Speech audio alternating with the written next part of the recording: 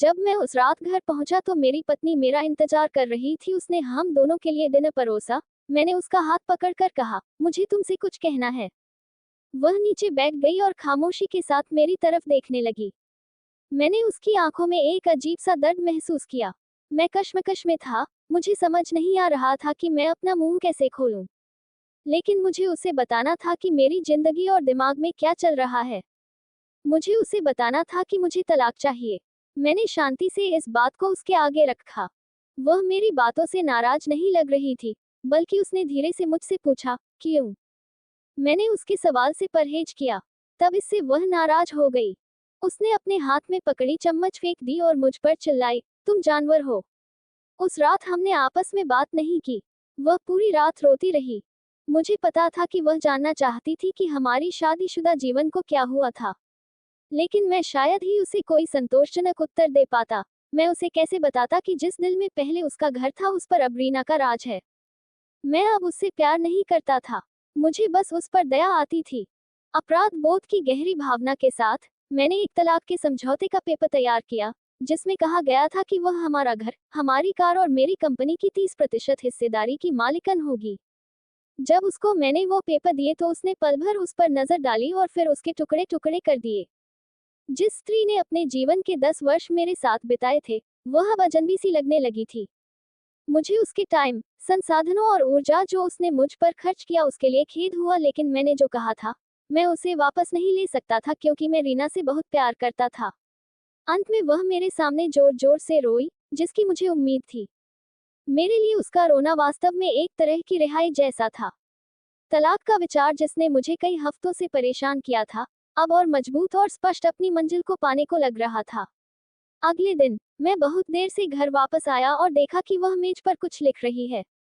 मैंने रात का खाना नहीं खाया और सीधे सोने चला गया और बहुत तेजी से सो गया क्योंकि मैं रीना के साथ एक व्यस्त दिन के बाद थक गया था।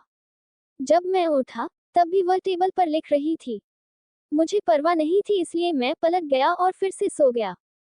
सुबह उसने अपनी तलाक की शर्तें मुझे बताई। वह मुझसे कुछ नहीं चाहती थी, लेकिन तलाक से पहले उसे 1 महीने का नोटिस चाहिए था। उसने अनुरोध किया कि उसे 1 महीने में हम दोनों यथासंभव सामान्य जीवन जीने के लिए संघर्ष करें। इसके लिए उसके कारण सरल थे। हमारे बेटे की 1 महीने में परीक्षा थी और वह हमारी टूटी हुई शादी से उसे मेंटली डिस्टर्ब नहीं करना चाहती थी। ये तो मुझे भी मंजूर था, बेटा तो हम दोनों का था। लेकिन उसके पास एक और शर्त थी।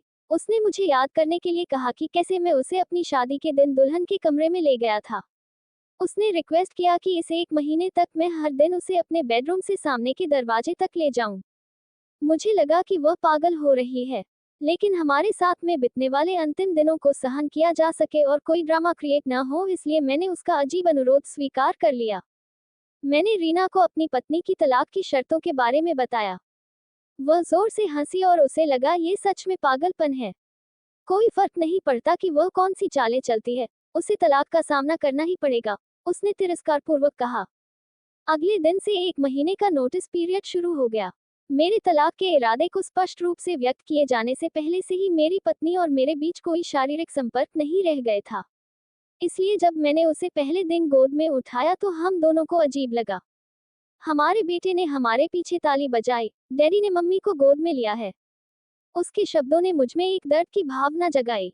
शयन कक्ष से बैठक कक्ष तक, फिर दरवाजे तक, मैं उसे गोद में लेकर 10 मीटर से अधिक चला।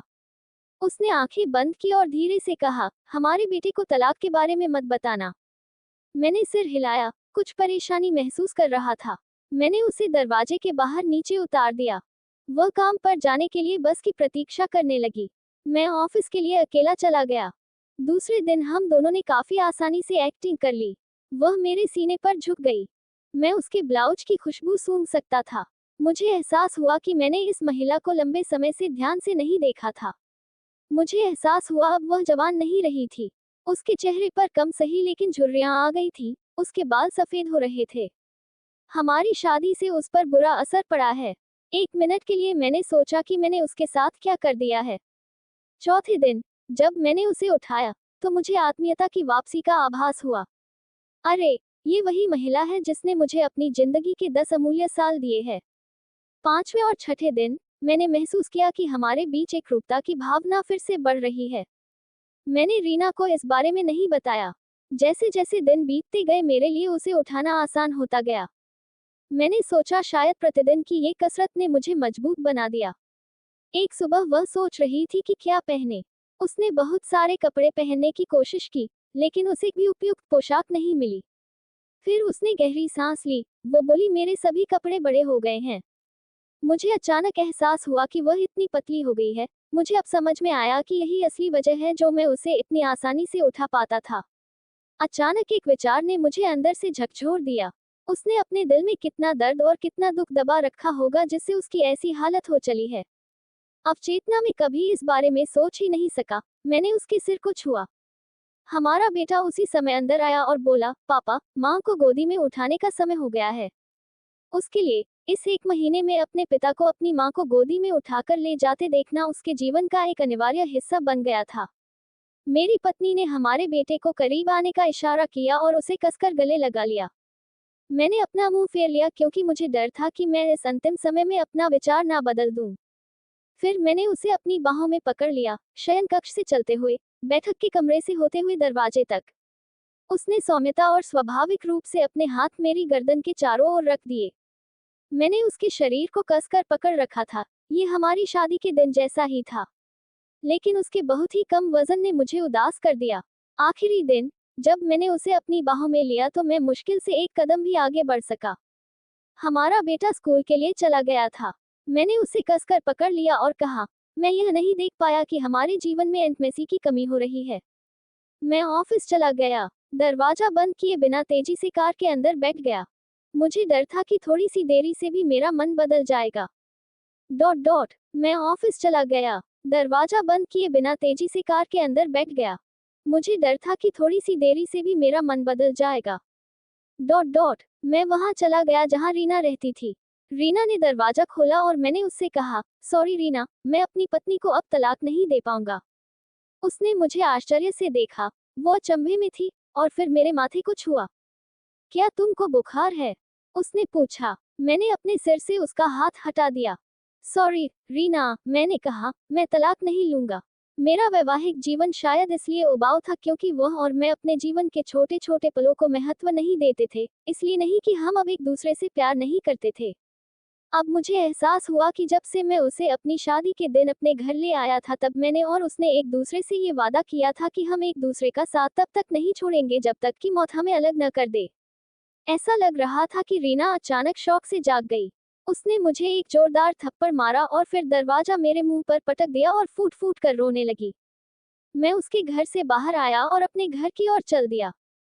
रास्ते में फूलों की दुकान पर मैंने अपनी पत्नी के लिए फूलों का गुलदस्ता लिया। सेल्स गर्ल ने मुझसे पूछा कि कार्ड पर क्या लिखूं। मैं मुस्कुराया और लिखा, मैं तुम्हें हर सुबह उठाऊंगा जब तक मौत हमें अलग नहीं कर देती। उस शाम मैं घर पहुंचा, हाथों में फूल और चेहरे पर बड़ी सी मुस्कान लिए। मैं सीढ़ियां चढ़ा और अपनी पत्नी को बिस्तर पर पाया मृत।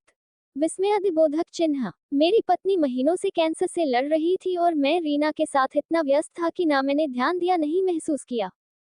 वह जानती थी कि वह जल्द ही मर जाएगी और वह मुझे हमारे बेटे की नकारात्मक प्रतिक्रिया से बचाना चाहती थी। अगर हम तलाक के साथ आगे बढ़ते तो मेरा बेटा मुझसे पक्का नफरत करता। कम से कम हमारे बेटे की नज़र में मैं एक प्यार करने वाला पति हूँ। मैंने तो नहीं, लेकिन मेरी पत्नी ने अपना वादा आखिरी दम तक साथ निभाने का पूरी तरह से निभाया। हाँ, पूरा जीवन अब मुझे पछतावे की आग में जलना था, मगर अब अपने आखिरी दम तक अपनी पत्नी से और भी ज्यादा प्यार करता रहा, चाहे वो मेरे साथ नहीं थी। आपके जीवन के छोटे छोटे पल ही एक रिश्ते में वास्तव में मायने रखते हैं। ये हवेली, कार, संपत्ति, बैंक का पैसा नहीं है। ये खुशी के लिए अनुकूल माहौल बनाते हैं लेकिन अपने आप में खुशी नहीं दे सकते। इसलिए अपने जीवन साथी के दोस्त बनने के लिए समय निकालें और एक दूसरे के लिए वो छोटे छोटे काम करें जो नवीनता पैदा करते हैं। एक वास्तविक सुखी विवाहित जीवन जिए। यदि आप इस कहानी को शेयर नहीं करते हैं तो कोई फर्क नहीं पड़ेगा। अगर आप ऐसा करते हैं तो आप शायद एक शादी को टूटने से बचा सकते हैं। जीवन में कई बार ऐसे लोग असफल होते हैं जिन्हें इस बात का एहसास नहीं होता कि वे सफलता के कितने करीब थे जब उन्होंने हार मान ली।